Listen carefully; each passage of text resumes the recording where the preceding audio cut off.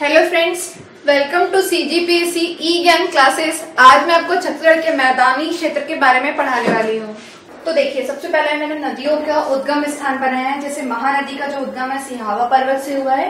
ये पूरे 9 जिलों से होकर के बहती है। एक बार फिर बता देती हूँ, कांकेर, बालोद, वापस समतरी में आ जाती है, फिर रायपुर, गरियाबंद, महासमुंद, बलौदाबाजार, जांजगीर चांपा और रायगढ़। इसी तरीके से जो शिवनाथ नदी का जो उद्गम है बानाबरस की पहाड़ी से हुआ है, राजनांदगांव जिले के। तो शिवनाथ नदी जो है वो राजनांदगांव में, उसके बाद दुर्ग, बेमेतरा, फिर मुंगेली, बिलासपुर और जांजगीर चांपा को भी टच करती है। उसके बाद आगे चल करके शिवरीनारायण नामक के स्थान पर महानदी, शिवनाथ नदी और मान नदी का संगम हो जाता है। मैं आपको इसको इसलिए बता रही हूँ क्योंकि आपका जो दोआब क्षेत्र है, जो इन सभी नदियों का जो दोआब क्षेत्र है, इसकी जो सहायक नदियां हैं उनको हमको पढ़ना है। ठीक है, तो देखो, जब ऊपर की ओर देखते हैं हम, उत्तर के क्षेत्र की ओर देखते हैं। अच्छा, एक चीज मैं यहाँ पर और लिख देती हूँ कि अभी हम पढ़ रहे हैं उत्तर का क्षेत्र।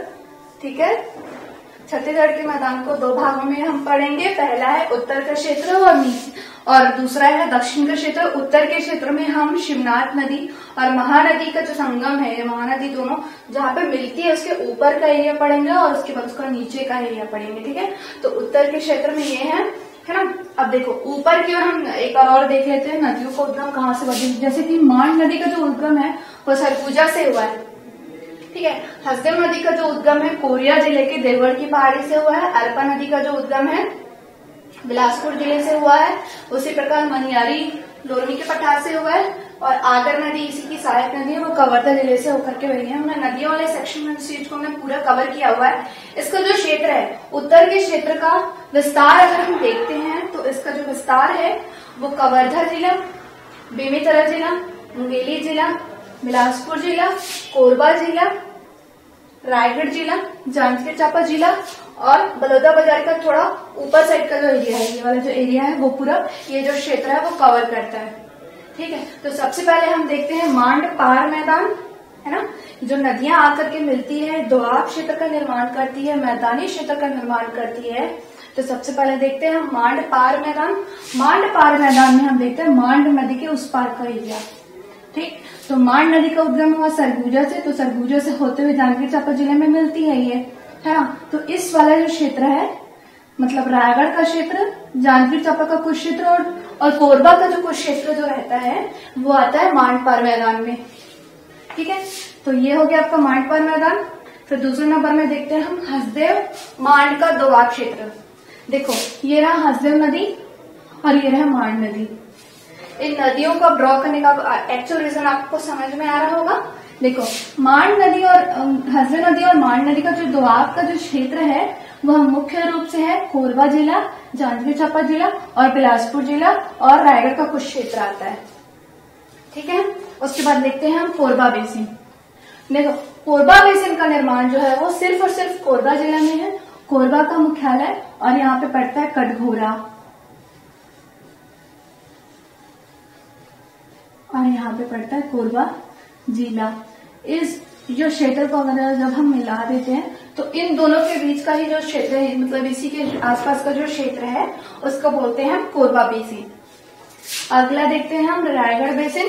रायगढ़ बेसिन का जो निर्माण है वो रायगढ़ जिले में ही है। ठीक है, तो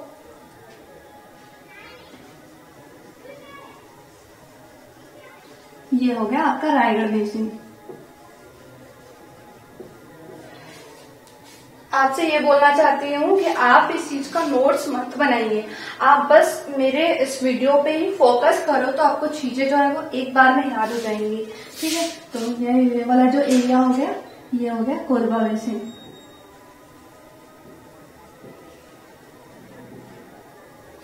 ठीक है, अब हम देखते हैं उत्तर के क्षेत्र का सबसे महत्वपूर्ण भाग जिसे बोलते हैं मैकल श्रेणी। मैकल श्रेणी जो है वो विंध्याचल पर्वत का हिस्सा है, वृष्टि छाया क्षेत्र है और इसका जो विस्तार है उत्तर की ओर बिलासपुर जिले से नीचे दक्षिण की ओर राजनांदगांव तक ये फैला हुआ है। या फिर ये बोल सकते हो आप कि इसका जो विस्तार है वो उत्तर पश्चिम से लेकर के पश्चिम दक्षिण की ओर है और यह 4 जिलों में फैला हुआ है। पहला है आपका बिलासपुर, दूसरा है मुंगेली, तीसरा है कवर्धा और चौथा है राजनांदगांव। आप देख सकते हो मैंने जितने भी तहसील हैं उसको स्पेशली ड्रॉ किया हुआ है कि इसका जो विस्तार है वो कहाँ कहाँ से है, ये बताने के लिए। तो बिलासपुर में पेंड्रा जो तहसील है वहां से, है ना, मतलब बिलासपुर का जो पेंड्रा तहसील है वहां से लेकर के मुंगेली जिले का लोरमी तहसील, है ना, कवर्धा जिले का कवर्धा और पंडरिया तहसील, और जब राजनांदगांव में ये क्षेत्र आता है तो वो खैरागढ़ और नीचे डोंगरगढ़ की पहाड़ी यहाँ तक फैला हुआ है। इस क्षेत्र का बहुत अधिक महत्व है क्योंकि ये वृष्टि शहर क्षेत्र का निर्माण करती है। मैकल श्रेणी की सबसे जो ऊंची चोटी है उसका नाम है बदरगढ़, जो कवर्धा जिले में स्थित है।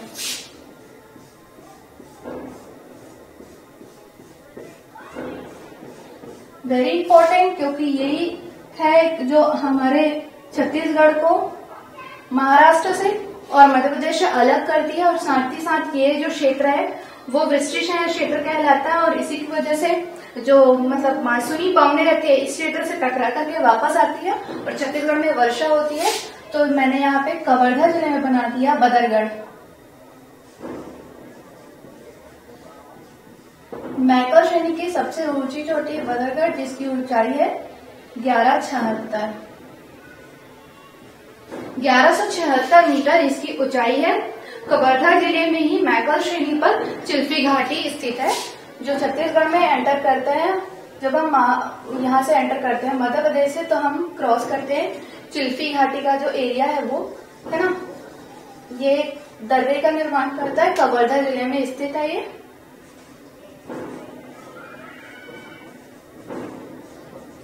इसी चिल्फी घाटी के कुछ स्थान जो है वो भी चाय की खेती के लिए चिन्हांकित किया गया है, जैसे कि आपका जो राजगढ़ और बागबानी वगैरह का जो क्षेत्र है वो इसी चिल्फी घाटी में चिन्हांकित किया गया है। यहाँ पे चाय की खेती और आलू की खेती का जो प्रपोजल है अभी वर्तमान में 2016 में प्रस्तावित है।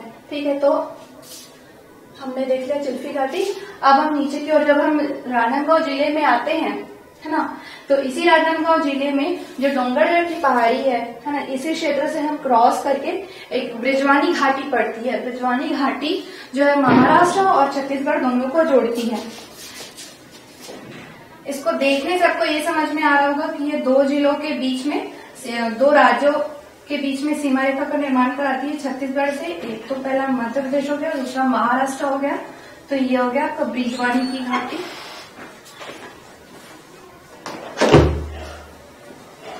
ये रहा ब्रिजवानी की घाटी। ठीक है, अब हमने देख लिया 5 चीजें हमने देख ली। हमने पहले देखा मांडपार मैदान, हंसदेव मांड दोआब क्षेत्र, कोरबा बेसिन, रायगढ़ बेसिन, और उसके बाद हमने देख लिया मैकल पर्वत श्रेणी।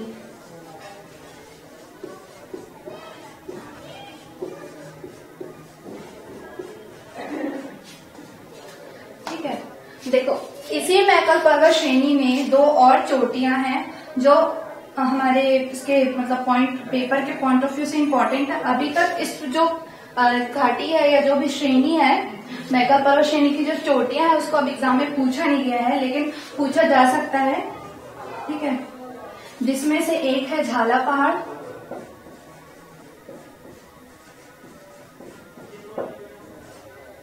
फिर है एक देवसानी की चोटी।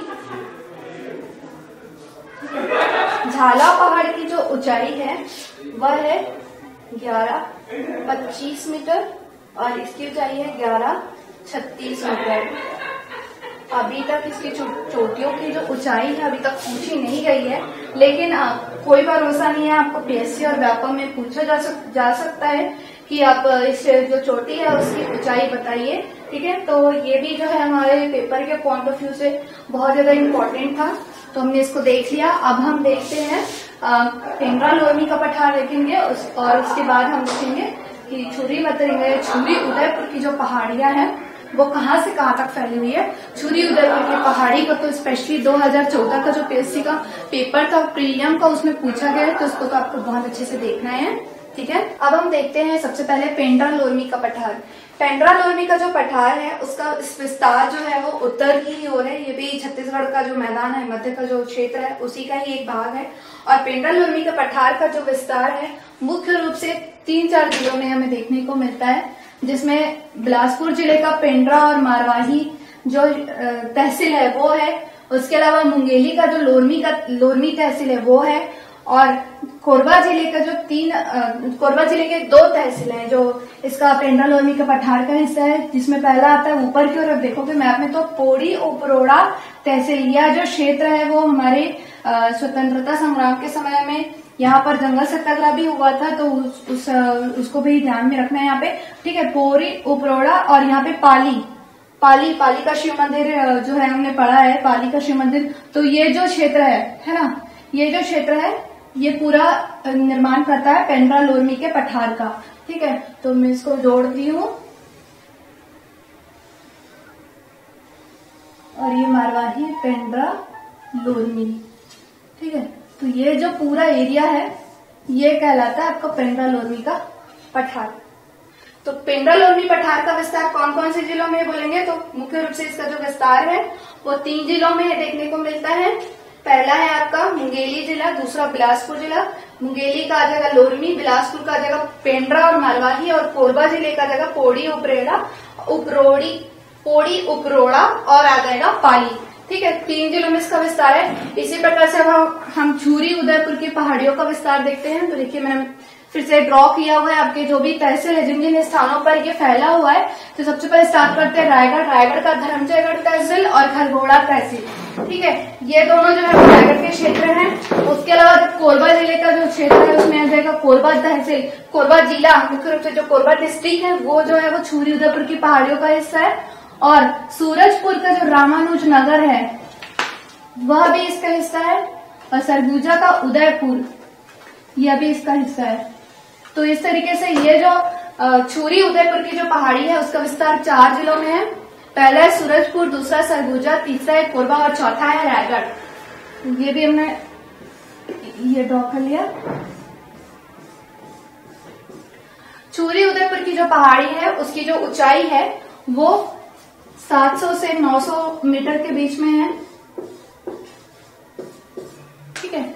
और जो हमारा पेंड्रा लोरमी का पठार है इसकी जो ऊंचाई है ये 600 से 900 के बीच में है, 600 से 900 मीटर के बीच में है। मतलब ये इसकी एक औसत ऊंचाई जब हम नापते हैं तो हमें ऊंचाई इतनी ही मिलती है।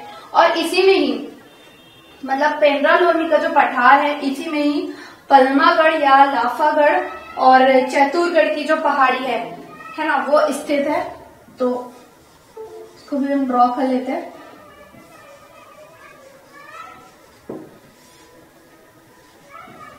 पलमागढ़ की चोटी,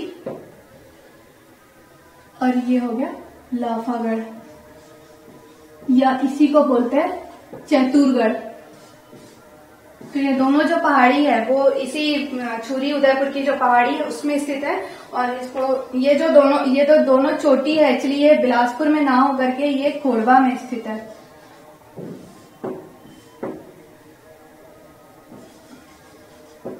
तो ये भी इसकी भी जो ऊंचाई काफी ज्यादा है, इसलिए इसको भी जो है एग्जाम में कई बार पूछा जा सकता है। अभी तक वैसे इसको पूछा नहीं गया है, ठीक है। तो लेकिन इसको पूछ सकते हैं कि इसकी जो मैक्सिमम जो ऊंचाई है वो कितनी है। लाफागढ़ की जो ऊंचाई है वो 1048 मीटर है, और पलमागढ़ की जो ऊंचाई है वो 1088 मीटर है। मतलब 1088 मीटर जो है वो पलमागढ़ की ऊंचाई है, और 1048 मीटर जो है वो लाफागढ़ की ऊंचाई है, ठीक है। तो इस तरीके से हमने देख लिया।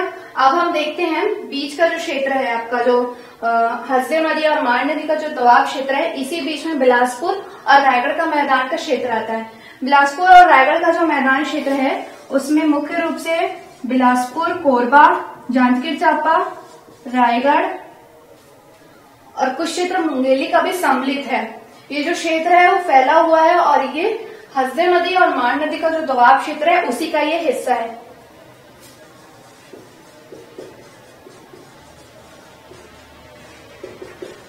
ठीक है, तो इस तरीके से हमने उत्तर का जो क्षेत्र है उसके जितने भी उपविभाग हैं हमने सभी देख लिया।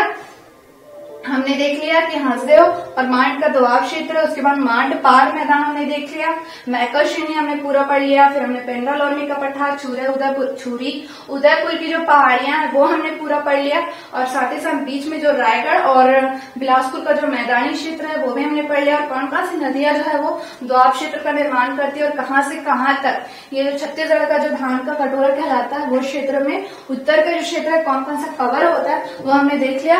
अब हम देखेंगे दक्षिण का क्षेत्र। दक्षिण के क्षेत्र में शिवनाथ नदी और महानदी जो बीच की जो सीमा रेखा मैंने ड्रॉ की थी, उसी नीचे का जो एरिया है उस एरिया में कौन कौन से क्षेत्र सम्मिलित है वो अब हम देखते हैं।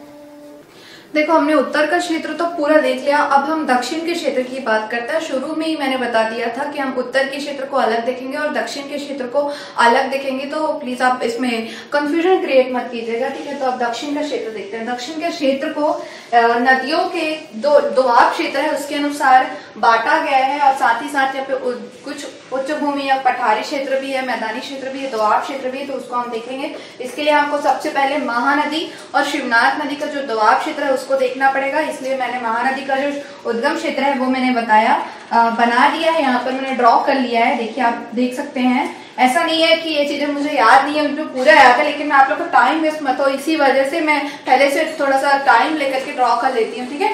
तो ये आपका जो महानदी है उसका जो उद्गम है वो सिहावा पर्वत की पहाड़ी से हुआ है, धमतरी जिले से 9 जिलों से होकर के बहती है, अब देख सकते हो इसमें, ठीक है। तो देखो ये जो महानदी का जो दोआब क्षेत्र है, तो इस जो क्षेत्र के उस पार वाला जो एरिया रहता है, मतलब जो इसका जो राइट साइड का जो एरिया है उसको बोलते हैं महानदी पार मैदान, ठीक है। और इसी तरीके से जो शिवनाथ नदी है जो राजनांदगांव जिले के बानाबरस की पहाड़ी से निकलती है, और यह भी आगे चलकर जांजगीर चांपा जिले में जब ये महानदी से मिल जाती है तो इसके अंदर साइड का जो एरिया है, मतलब महानदी और शिवनाथ नदी के बीच का जो क्षेत्र है, ये वाला जो एरिया है, ये देख सकते हो आप, ये वाला जो एरिया है वो महानदी शिवनाथ नदी दोआब क्षेत्र कहलाता है।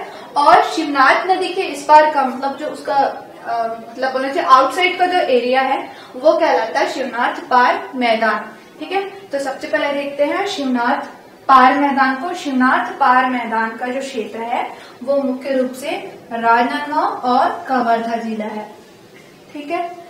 शिवनाथ पार मैदान देख लिया, आप देखते हैं महानदी पार मैदान। महानदी पार मैदान का जो क्षेत्र है वो रायपुर का उत्तर पूर्व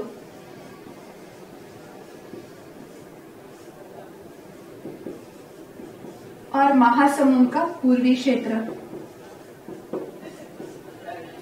ये दोनों जो है वो महानदी पार मैदान में आते हैं। शिवनाथ महानदी का जो दोआब क्षेत्र है वो इसका जो बीच का जो एरिया है उस वाले एरिया में फैला हुआ है, जिसमें आपका दुर्ग, रायपुर, बेमेतरा और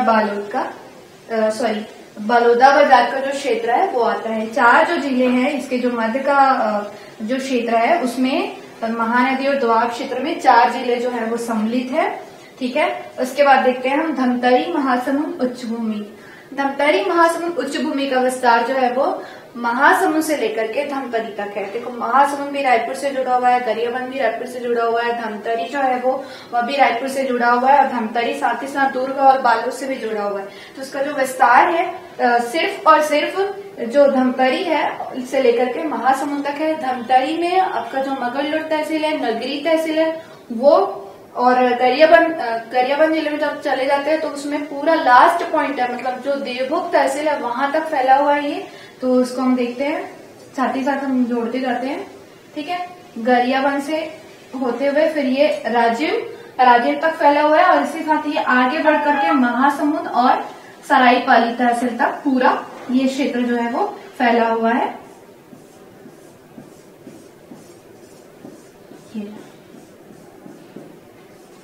ठीक है। तो धमतरी महासमुंद उच्च भूमि का विस्तार 3 जिलों में है। पहला है आपका धमतरी, दूसरा गरियाबंद और तीसरा महासमुंद। अब अगला हम देखते हैं दुर्ग उच्च भूमि। दुर्ग उच्च भूमि का विस्तार जो है वो बालोद और राजनांदगांव जिले तक है। दुर्ग अब जब से बालोद से अलग हुआ है तब से उसका कुछ थोड़ा बहुत जो एरिया है वो कवर करता है, लेकिन हम उसको नहीं के बराबर ही देखते हैं। इसका जो मुख्य विस्तार है वो सिर्फ और सिर्फ बालोद और राजनांदगांव तक है। राजनांदगांव जिले का मोहला मनपुर तहसील, अंबागढ़ चौकी और बालोद जिले का गुन्नाडीह, डोंडी लोहारा और गुरूर, ये पांचों जगह वो है जो है वो ये पांचों जगह जो है वो मिलकर के दुर्ग उच्च भूमि का निर्माण करती है। तो इसका जो विस्तार है राजनांदगांव और बालोद जिले में है। ठीक है, ये हो गया पांचवा आपका दुर्ग उच्च भूमि। अब अगला देखते हैं हम रायपुर उच्च भूमि। रायपुर उच्च भूमि का जो विस्तार है वो सिर्फ और सिर्फ रायपुर जिला जो है उसका जो क्षेत्र है उसी को ये कवर करता है। अगला है रायपुर दुर्ग मैदान क्षेत्र। रायपुर दुर्ग का जो मैदान क्षेत्र है वह आपका दुर्ग जिला, रायपुर जिला, बलौदाबाजार का कुछ जिला, बेमेतरा, उसके अलावा आपका कवर्धा जो जिला है वो है ना, और राजनांदगांव का भी कुछ क्षेत्र, थोड़ा सा मुंगेली का जो क्षेत्र है वो भी कवर कर लेता है। ठीक है, इस तरीके से जो 7 जो जिले हैं वो आपका जो रायपुर दुर्ग का मैदान जो है वो कवर करता है। अब इस क्षेत्र की और कौन कौन सी विशेषताएं हैं उसको भी हम पढ़ते हैं। सबसे पहले हम देखते हैं इस क्षेत्र में कौन कौन से शैल समूह का विस्तार है। यह जो मध्य का क्षेत्र है मुख्य रूप से यहाँ पर कडप्पा शैल समूह का विस्तार है। उसके अलावा कुछ जो नीचे का जो एरिया है वहां पर जैसे राजनांदगांव में आपका धारवाड़ शैल समूह का विस्तार है। ठीक है, तो हम ये बोल सकते हैं कि यहाँ पर दोनों कडप्पा और धारवाड़ शैल समूह दोनों का विस्तार है। इस क्षेत्र में इसी शैल समूह के विस्तार की वजह से ही यहाँ पर लाल पीली मिट्टी बहुतायत रूप में पाई जाती है। बहुत सारे स्थानों पर काली मिट्टी भी पाई जाती है, जैसे धमतरी का क्षेत्र है, महासमुंद का जो कुछ क्षेत्र है वहां पर बहुतायत रूप में काली मिट्टी का विस्तार है। इसी वजह से इस क्षेत्र में चूने की प्रधानता है, मतलब चूने की अधिकता की वजह से इस क्षेत्र में धान का उत्पादन सर्वाधिक होता है। छत्तीसगढ़ का जो 50% जो सिंचित एरिया है इसी क्षेत्र को कवर करता है, और इस क्षेत्र में वनों का जो प्रतिशत है कम है बाकी क्षेत्रों के कंपेयर में। जैसे जांजगीर चांपा जो जिला है वो पूरी तरीके से पठारी जिला है, इसी वजह से वहां पर वनों का जो प्रतिशत है वो सबसे कम देखने को मिलता है। लेकिन सिंचाई में सर्वप्रथम जो है और धान के उत्पादन में सर्वप्रथम जो जिला आता है वो जांजगीर चांपा जिला ही है। बहुत सालों से इसने प्रथम स्थान लेकर के रखा हुआ है। ठीक है, इसकी जो जलवायु जो है वो मतलब ठीक ठाक ही है, मतलब कृषि के लिए उत्तम जलवायु यहाँ पर मिल जाती है और इसी वजह से यहाँ पे कृषि जो है वो अच्छी मात्रा में की जा रही है। ठीक है, इस क्षेत्र में ही सर्वाधिक जो जनसंख्या वह निवास करती है। जैसे रायपुर जो है वो सर्वाधिक जनसंख्या वाला जिला है और इसी क्षेत्र में ही मुख्य रूप से अगर देखा जाए तो जितने भी व्यवसाय हैं उसी क्षेत्र में स्थापित, जैसे विभिन्न उद्योग हैं, आपका लौह उद्योग हो गया, चूना का इस्पात उद्योग, सभी जो उद्योग है मुख्य उद्योग जो है वो बीच के जो क्षेत्र है मतलब रायपुर, दुर्ग, राजनांदगांव जो क्षेत्र है वहीं पर स्थापित किए गए हैं। बिलासपुर जिले में बहुत सारे औद्योगिक केंद्र भी स्थापित किए गए हैं और राजनांदगांव में सेज, बेमेतरा में भी सेज की स्थापना की गई है। तो इस तरीके से इसी क्षेत्र में जितना भी इंडस्ट्री वाला जितना भी लगा हुआ है, जो भी कारखाने वगैरह जो भी लगे हुए मध्य के क्षेत्र में ही है, तो हम बोल सकते हैं कि ये जो क्षेत्र है छत्तीसगढ़ का सबसे डेवलप्ड एरिया है। ठीक है, अब देखो इसी क्षेत्र में ही हम इसको देखते हैं कि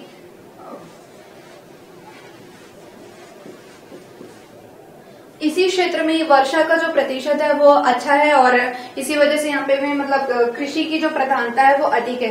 इसी क्षेत्र में सर्वाधिक नदियां जो है बहती है, जैसे कि छत्तीसगढ़ का जो 50% जो क्षेत्र है वो महानदी और शिवनाथ नदी का जो दोआब क्षेत्र है वही कवर कर लेता है। महानदी की जितनी भी सहायक नदी है, दूध, सोंढूर, पैरी, सूखा, जोक, लात और हसेव, मांड, बोरई, ईप, ये सारी नदियां जो इसी क्षेत्र में, उसी प्रकार से शिवनाथ नदी की भी जितनी सहायक नदियां हैं, ठीक है, जैसे कि आपको पता है अरपा, मनियारी है ना, आगर, पेशवा, ये सभी जो नदियां हैं उसी क्षेत्र से होकर के बहती है। तो इस तरीके से बोल सकते हैं कि सर्वाधिक जो संपन्न जो क्षेत्र है छत्तीसगढ़ का वो मध्य का ही क्षेत्र है, जो छत्तीसगढ़ का मैदान जो पूरा कवर करता है। छत्तीसगढ़ का सर्वप्रमुख या बोलना चाहिए कि सर्वाधिक आवश्यक जो शैल श्रेणी है, मैकल शैल श्रेणी जो है वो इसी क्षेत्र में निवास करती है और इसी वजह से इसी जो श्रेणी है ये जलवायु मतलब मानसूनी हवाओं को रोकती है और इसी वजह से इस क्षेत्र में सर्वाधिक वर्षा होती है। यह क्षेत्र जो है वो पर्यटन की दृष्टि से भी बहुत अधिक समृद्ध है। जैसे कि अगर महासमुंद की बात करते हैं तो आपका सिरपुर, शिवरी नारायण का जो क्षेत्र है और या फिर जांजगीर चांपा जाते हैं तो आप खरौद जो है वो पर्यटन स्थल के रूप में। चंपारण भी इसी क्षेत्र में स्थित है। बहुत सारे अभ्यारण्य भी इसी क्षेत्र में स्थित है। जैसे कि अगर हम बात करते हैं तो गरियाबंद जिले में आपका जो उदंती अभ्यारण्य है, महासमुंद और बलौदा बाजार दोनों के बीच में जो बारहवां अभ्यारण्य है, वो क्षेत्र जो है वो इसी में है। तो हर तरीके से ये जो क्षेत्र है बहुत अधिक समृद्ध है। अच्छा, उसके जो ये जो ऊपर की ओर मतलब उत्तर के क्षेत्र में छुरी मतरिंगा की पहाड़ियां हैं, ठीक है, जो एक मतलब एक ठंडा जो क्षेत्र है वो बनाती है। इसी वजह से छुरी मतरिंगा मतलब सरगुजा बेसिन, छुरी मतरिंगा और रामगढ़ की जो पहाड़ियां है वो जो सरगुजा है मतलब मेन पार्ट है उसको घेर करके रखा हुआ है। इसी वजह से ये जो क्षेत्र है वो सबसे अधिक ठंडा क्षेत्र है। तो ये बोल सकते हैं कि ये जो क्षेत्र है अत्यधिक छत्तीसगढ़ को अत्यधिक मतलब डेवलप्ड एरिया बनाती है। हमारे पूरे कोर्स को आप 15 दिसंबर से visualcard.com पर जाकर के परचेस कर सकते हैं और हमारे YouTube चैनल को सब्सक्राइब कीजिए ताकि आपको जितने भी अपडेट्स हैं वो मिलते रहे, नोटिफिकेशन आपको प्रॉपर आता रहे। Thank you.